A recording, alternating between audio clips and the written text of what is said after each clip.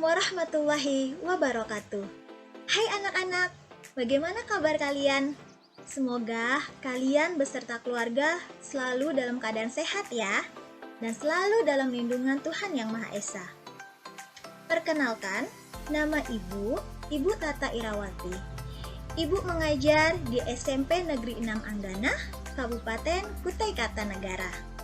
Pada hari ini, Ibu akan menyampaikan pelajaran bahasa Indonesia pada materi mengenal iklan, slogan, dan poster pada kelas 8, bab 2. Yuk disimak ya materinya baik-baik. Adapun kompetensi dasar dalam materi ini memiliki 4 kompetensi dasar yang harus kalian pahami. Selanjutnya, tujuan pembelajaran.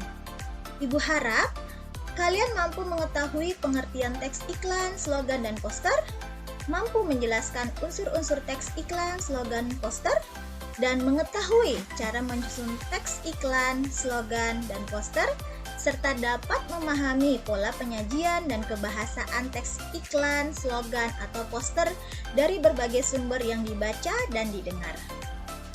Selanjutnya, kira-kira apa itu yang disebut dengan iklan? Anak-anak di rumah tahu? Atau apa itu slogannya? Dan apakah itu poster? Yuk kita sama-sama bahas materinya. Pengertian dari iklan sendiri yaitu sebuah teks yang mendorong, membujuk khalayak ramai agar tertarik pada barang dan jasa yang ditawarkan.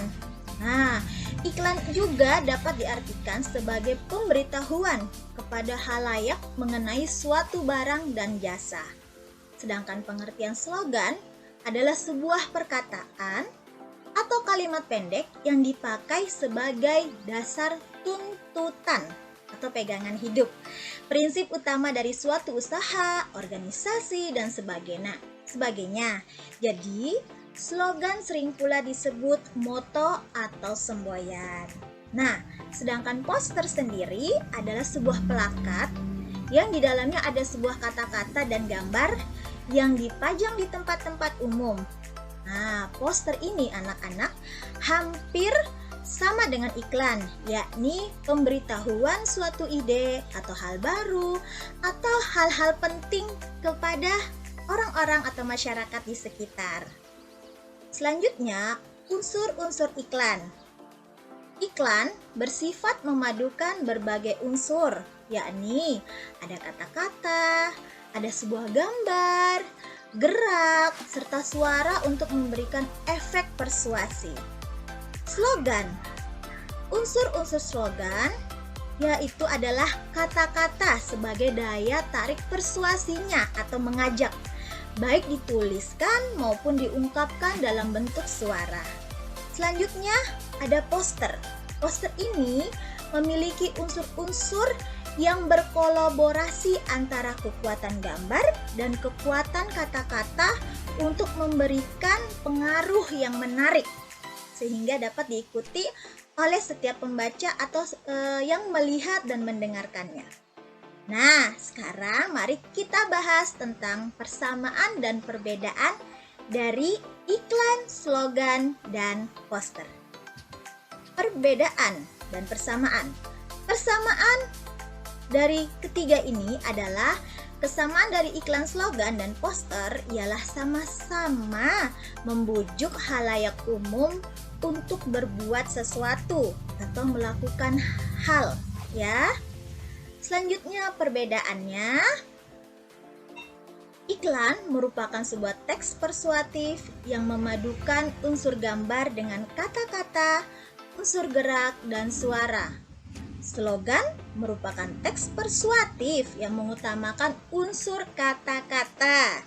Sedangkan poster merupakan teks persuasif yang mengutamakan kekuatan gambar dan kata-kata dipajang di tempat-tempat umum. Jadi sampai sini sudah bisa ya anak-anak di rumah membedakan dan tahu mana persamaan dari iklan, slogan, dan poster. Selanjutnya kita lihat Ini adalah gambar atau contoh iklan. Wah, ini kalau yang nonton lagi siang-siang hari dengan matahari yang terik, rasanya pengen beli ya, karena iklannya adalah berupa iklan minuman. Terus, contoh dari slogan. Kita lihat. Ini adalah sebuah slogan. Kita baca sama-sama ya. Anak-anak di rumah juga baca. Belajar selagi muda agar tiada sesal kelak saat tua. Jadi anak-anak di rumah walaupun di masa pandemi ini dan tidak ke sekolah atau tidak bertatap langsung dalam pembelajaran, kalian juga harus tetap semangat ya, dalam belajar pada usia kalian yang seperti ini. Oke? Siap? Semangat! Selanjutnya, contoh yang ketiga adalah poster. Nah, ini contohnya. Wow, kalau poster ternyata tulisannya bisa warna-warni, gambarnya bisa lebih banyak ya daripada slogan. Nah, di sini Ibu kasih contoh sebuah poster tentang virus corona ya, karena kita masih masa pandemi. Jadi Ibu sekalian saja menampilkan sebuah poster yang dapat kalian ambil contohnya. Baik, selanjutnya kita ke jenis-jenis iklan. Kira-kira apa saja ya? Wow, iklan media cetak. Kira-kira yang disebut iklan media cetak itu seperti apa anak-anak? Ada yang tahu? Nih, jawabannya. Iklan media cetak itu menggunakan sebuah bahasa tertulis di dalam penyampaian pesannya. Di samping mengutamakan kejelasan dalam kata-katanya. Nah, iklan di media cetak mengandalkan desain grafis. Wow, seperti warna dan bentuk huruf. Jadi bentuk hurufnya bisa bermacam-macam. Tata letak serta gambar-gambar yang bermacam-macam.